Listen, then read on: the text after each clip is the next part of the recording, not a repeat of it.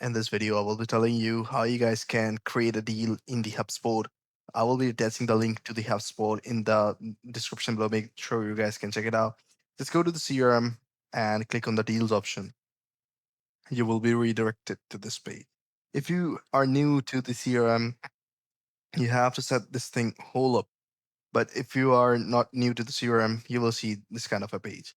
On the top right corner, I just click on create deal option.